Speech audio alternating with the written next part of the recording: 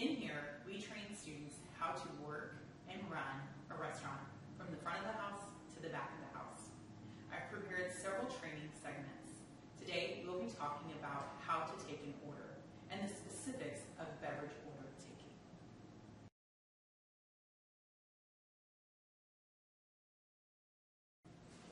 When taking an order, there are several standards that we want to follow.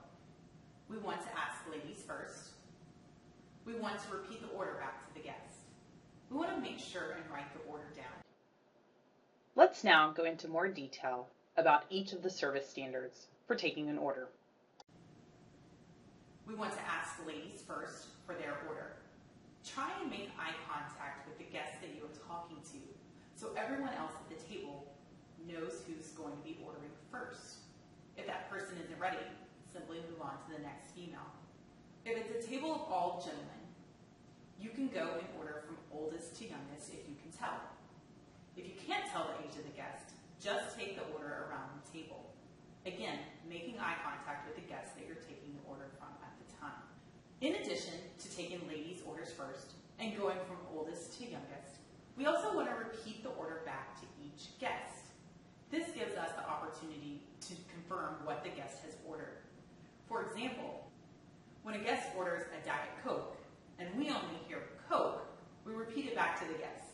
Ma'am, you would like a Coke? And then she has an opportunity to correct us and say, no, I wanted a Diet Coke. Yes, ma'am, a Diet Coke. You want to repeat the order back to each guest in their turn. So we've said that we want to take ladies' orders first, order oldest to youngest, and repeat back the order.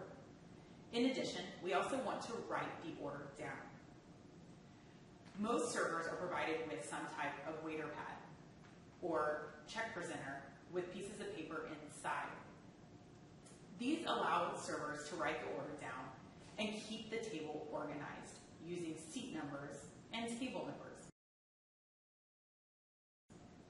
As a quick review, table numbers are given to each table in the restaurant so that anybody can run food for a server. For example, if I take this table's order, but I'm talking to another table when their food is ready, another server in the restaurant can run the food because everyone knows that this is table number 22. As a review of seat numbers, each table has been assigned a position point. For this table, the position point is here facing the kitchen. The first seat to my left is seat 1, and then we go clockwise around the table to seat 2, 3, and 4. For this restaurant, the position point, for the most part, is when you are facing the kitchen. There are a few exceptions to this rule, and every restaurant will be different, but every restaurant should have a system in place so that everyone in the restaurant knows what table numbers are what and what seat number is 1, therefore allowing you to know the following seat numbers.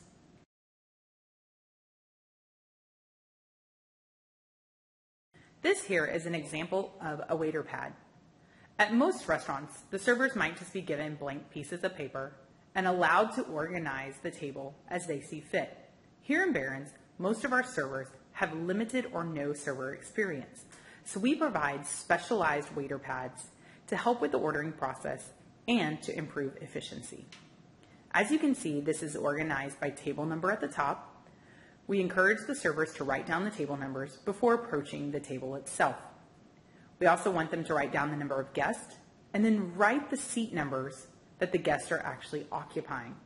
For example, if at a table for 4 you only have 3 guests and they're sitting in seats 1, 2, and 4, you would want to write seat 1 next to this seat number, seat 2 here, and then seat 4. For each seat, it's also organized by course. There's places to write down the guest's drink, appetizer, entree, choice of side when applicable, dessert, and coffee or tea. As you can see, some options are already listed for you. This provides an opportunity to be reminded when you need to ask a guest if they would like a side, accoutrements to go with their coffee or tea, or what appetizer they would like to choose. It provides a quick resource so that you can give the guests their options. It also improves efficiency by allowing you to circle the item rather than having to write it out.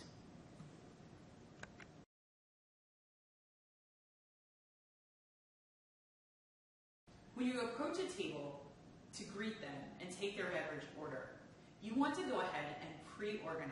You want to write on your waiter tablet the table number and the seat numbers. Typically, we like to circle the seat numbers where a lady is sitting. If your table is all ladies, there's no need to do this. You only want to circle or square ladies and gentlemen if they're in mixed company. Let's say, for example, we had 2 ladies and 2 gentlemen sitting at this table. We'll put the lady in seat 1 and another lady in seat 3, and then the gentleman in seats 2 and 4. When I approach the table, I do not have to stand at the position point. I can stand wherever it makes the guests most comfortable. If there were only 2 guests at the table, let's say, for example, sitting in seats 1 and 4, I would want to approach over here, where I could easily make eye contact with them without them straining their necks. With a table full of 4 guests at a 4-seat table, it doesn't really matter where you approach as long as you aren't making the guests uncomfortable. Therefore, approach the least crowded space. When I approach the table, I'll give my greeting and then proceed to try and take a beverage order. Following all those rules that we talked about first, I might start with seat 1 or 3. It doesn't matter as long as I write seat 1's order in the spot marked seat 1 on my waiter pad, and then seat 3's order in the 3rd spot on my waiter pad. After I retrieve those orders and repeated them back to the guest, I'll then proceed to get the orders from the gentlemen in seats 2 and 4, repeating it back to them as well. If I can tell an age difference, I will try to start with the older gentleman, moving to the younger gentleman. Once the orders have been repeated back and written down, I'll then proceed to go and get the beverage order together to bring back out to the guest. We want to do this within 4 minutes of taking the order.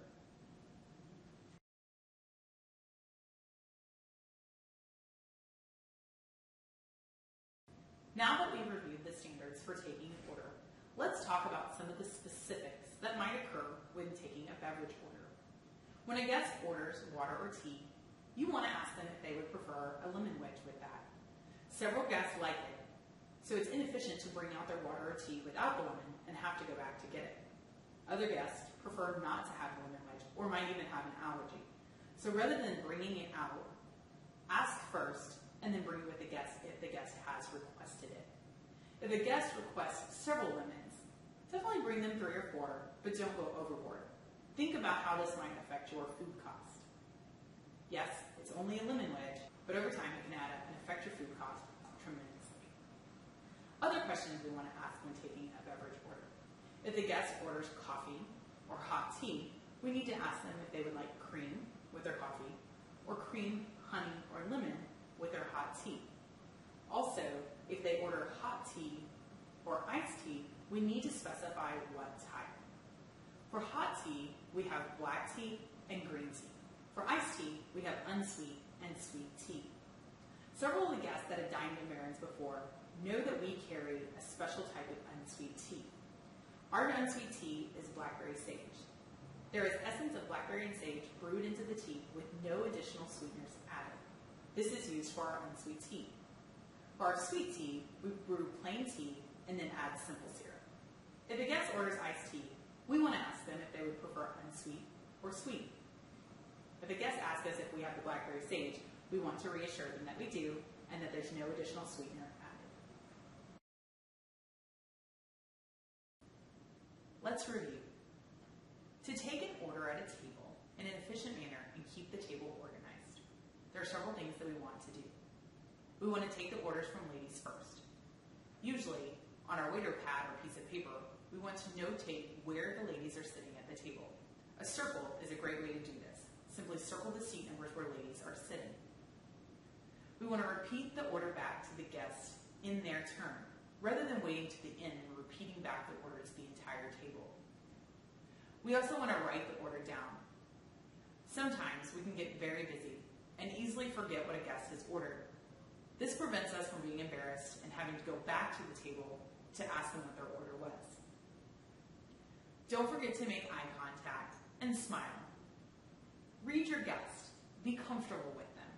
We always want to be professional, so we don't ever want to sit down at the table or squat down by the guest, but we want to be able to interact with them in a way that both of us feel comfortable. For beverage orders, we want to remember to ask those important follow-up questions. What type of tea would you like? Unsweet or sweet? For hot tea, would you like black tea or green tea? For our hot beverages, we want to ask if the guests would like cream, honey, or lemon. And for our iced beverages, we also want to ask guests if they would like a lemon with their water or iced tea. Remember, the guests will have as much fun as you do. Smile, make eye contact, and be energetic. If you're having a good time, so will they. Thank you for joining me for this segment on how to take an order.